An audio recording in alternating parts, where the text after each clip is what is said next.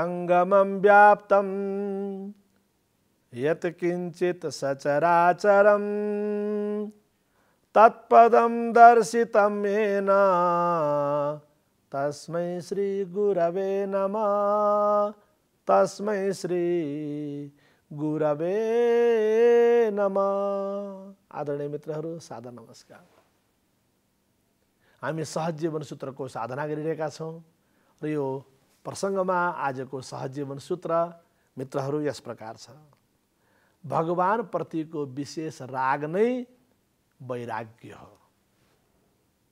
भगवान प्रतिको विशेष राग नै वैराग्य हो। मित्रहरू, यो वैराग्य अत्यन्तै महत्त्वपूर्ण कुरा हो। रिनन्सिएसन जसलाई भन्छन्। हाम्रो जीवनका 4 आश्रम छन्, ब्रह्मचर्य आश्रम, गृहस्थ आश्रम, वानप्रस्थ आश्रम, सन्यास आश्रम। तपाईको जीवनमा सन्यास आश्रम तबसम्म घटित हुँदैन जबसम्म तपाईमा वैराग्य जाग्दैन। सन्यास भनेको शरीरको अवस्था होइन, वृद्धावस्था भनेको सन्यास होइन। पहेँलो लुगा लगाउने पीत वस्त्रावस्था त्यो सन्यास होइन। दाढी पाल्ने त्यो सन्यास होइन। ल अबदेखि त म लसुन प्याज पनि खाँदैन, माछा मासु पनि खाँदैन, त्यो पनि सन्यास होइन। म त अब दैनिक मन्दिर जान्छु, के गर्छु, कसो गर्छु, त्यो पनि सन्यास होइन, वैराग्य होइन। वैराग्य त मनको एउटा अवस्था हो। र मनको कुन अवस्थालाई वैराग्य भनियो त? भगवान प्रतिको विशेष राग नै वैराग्य हो। आज मैले वैराग्य, लो अब यो पनि खान्न, त्यो पनि खान्न, अब यो पनि लगाउँदैन, त्यो पनि लगाउँदैन। ठिक छ, तपाईले खाने कुरामा कन्ट्रोल गर्नु, तपाईको स्वास्थ्य राम्रो हुन्छ। फेरि चिनी कम खानुस्, डायबिटिज अब हुँदैन। आलु कम खानुस्, भात कम खानुस्, कार्बोहाइड्रेटको प्रब्लम अब तपाईलाई हुँदैन। गेडागुडी कम खानुस्, 40 नाग्नुभयो। दाल पनि कम खानुस्, 2 दलीय पदार्थ भन्छ, दाल पनि कम खानुस्। अब तपाईलाई चाहिँ यो सुन्निने, घुँडाहरू दुख्ने खालको तपाईलाई अब रोग लाग्दैन। 40 नाग्नुभयो, 50 नाग्नुभयो, साग नखानुस्, स्पेसली रातिको बेलामा साग नखानुस्। अब तपाईलाई दमको रोग हुँदैन। अब यो अम्लीय तत्त्वहरू, 2 दलीय पदार्थहरू अथवा 4 बजेपछि फलफुल नखानुस्, तपाईको 5-6 बजेपछि सूर्यास्तको बेलामा दही नखानुस्। अब तपाईलाई युरिक एसिड हुँदैन। यानी कि यी सबै कुरालाई तपाईले पालन गर्नुपर्छ। त्यसलाई वैज्ञानिक रूपमा बुझ्नुस्। 2 दलीय पदार्थ खाएपछि सर्टेन एज पछि वृद्धावस्थामा अथवा उत्तरावस्थामा, त्यो पनि साँझको बेलामा यस्ता कुरा खाइसकेपछि तपाईलाई के समस्या आउँछ? अर्थराइटिस होला, तपाईलाई युरिक एसिडको प्रब्लम होला, तपाईको बीपी हाई होला, तपाईको बीपी लो होला। यो कुरालाई परिपालन गर्नुहोस्। तर वैराग्य भने के हो त? लो अब मैले यो खाएन, म वैरागी भएँ। ल मैले यस्तो टीका लगाउन थालेँ, निधारभरि त्रिपुण्ड धारण गर्न थालेँ, तिलक धारण गर्न थालेँ, अब म वैरागी भएँ, त्यो होइन। लो अबदेखि मैले यस्तो लुगा लगाउन थालेँ, अब मैले यस्तो खालको दण्ड बोक्न थालेँ, म वैरागी भएँ। यो वैरागी भएँ भनेर तपाईले घोषणा गर्ने नै होइन। फेरि हाम्रो त सन्यास परम्परामा, हाम्रो दशनामी परम्परामा वैरागी भन्ने पनि एउटा परम्परा छ। नेपालमा वैरागी भन्ने अखाडा पनि छ। वैरागी उपासना पद्धति छ। वैरागी तपाईका आश्रमहरू छन्, वैरागीहरूका कुटी पनि हुन्छन्। फेरि त्यसको संस्कृतिको हिसाबले त्यसको आफ्नो महिमा छँदैछ। वैरागी परम्परा के हो, हाम्रो दशनामी परम्परा के हो, वैरागीहरूले रामलाई पुज्छन् कि कला पुज्छन् कि, उनको रामलाई पुज्ने तौर तरिका के छ, उनको आफ्नो गुरु परम्परा के हो, उनको आफ्नो आचार्य परम्परा के हो, त्यो तपाईको ज्ञानका हिसाबले, रिसर्चका हिसाबले, भोलि हाम्रो इतिहासलाई एउटा पुनर्लेखन गर्ने हिसाबले, हाम्रो इतिहासको एउटा ज्ञानका बोधका हिसाबले त्यसको आफ्नो महिमा छ। हाम्रा पुर्खाहरू कति समुन्न थिए, हाम्रो पुर्खाले कस्ता कस्ता कलाहरू ल्याए, कस्ता कस्ता जीवन विज्ञान ल्याए, कस्ता कस्ता धर्म विज्ञान ल्याए, कस्ता कस्ता उपासना विज्ञान ल्याए, कस्ता कस्ता पूजा परम्परा पद्धति ल्याए, त्यो बुझ्नको लागि ठिक छ। तर वास्तवमा वैराग्य भनेको के हो? भगवान प्रतिको विशेष राग नै वैराग्य हो। मित्रले पहिले एउटा कुरा त के बुझ्नुस् भने के तपाईँ हामीले हाम्रो जीवनमा वैराग्यको विकास गर्नै पर्छ। पहिले यो गाँठो पार्नुस्। वैराग्यको विकास त तपाईले गर्नै पर्छ। एक न एक दिन तपाईले खानेकुरा छाड्नुपर्छ, डट डट डट डट खानेकुरा। एक न एक दिन तपाईले यो लगाउने त्यो लगाउने कुरा छाड्नै पर्छ। एक न एक दिन तपाईले यस्तो श्रृङ्गार उस्तो श्रृङ्गार तपाईले छाड्नै पर्छ। एक न एक दिन तपाईले विलासी जीवन, भोग विलासयुक्त जीवन तपाईले छाड्नै पर्छ।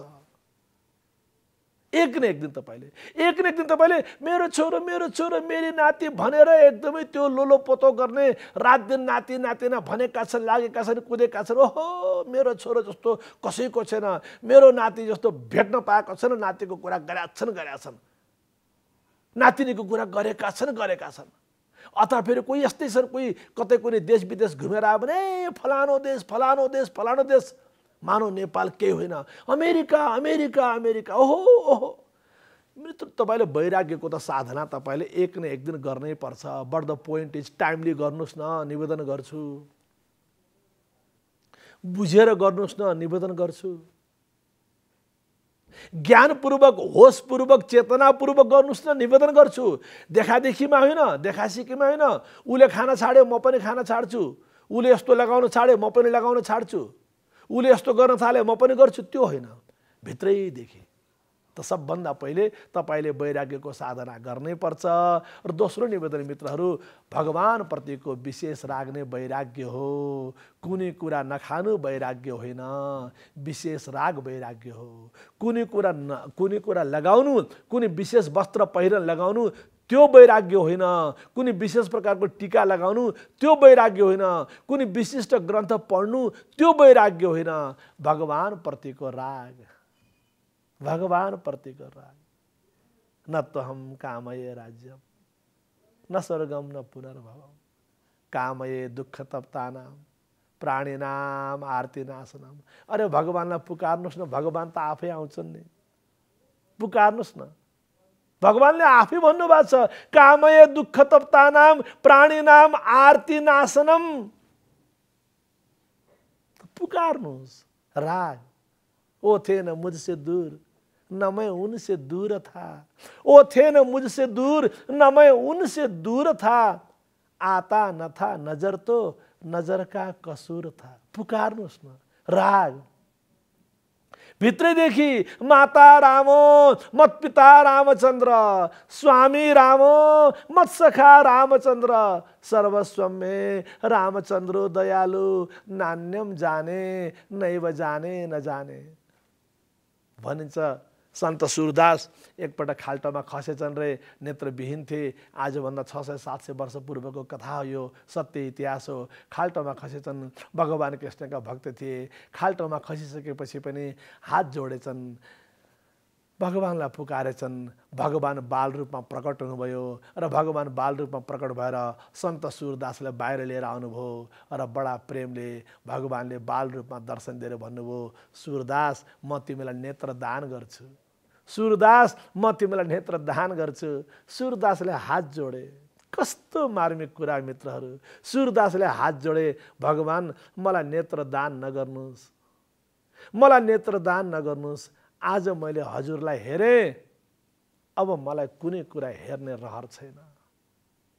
आज हजुरको दर्शन पाएँ, अब अरू कुनै कुराको दर्शन गर्ने मलाई मन छैन। यो हो राग। भगवान प्रतिको राग नै विशेष वैराग्य हो। यसै प्रसङ्गमा मित्रहरू त्यो राग जगाउनुस्। राग नै विशेष राग नै वैराग्य हो। यसै प्रसङ्गमा मित्रहरू भर्खरै लेखेको एउटा गीत यहाँहरूको सामु सेयर गर्न चाहन्छु।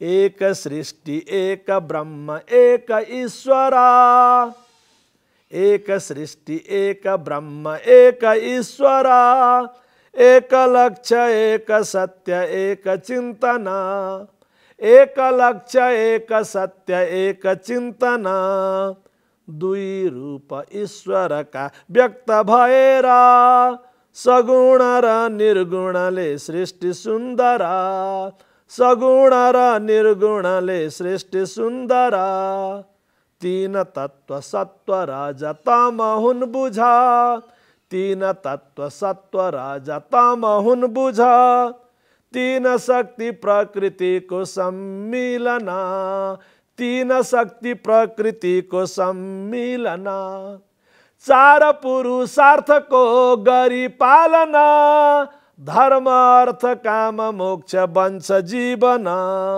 5 ज्ञानेन्द्रिय कर्मेन्द्रिय पञ्चकन्या देवभूत पञ्चशील छ। 5 कन्या देवभूत पञ्चशील छ। षड दोष काम क्रोध लोभ हो तथा मद मोह मात्सर्य बच्नु है सदा। 7 12 7 स्वर सप्तऋषि छन्। 7 12 7 स्वर सप्तऋषि छन्। सप्तरश्मि टीका पनि महिमा अपार। अष्टनाग चिरञ्जीवी अष्ट वसुले पृथ्वीको रक्षा गरे जीवन दिए।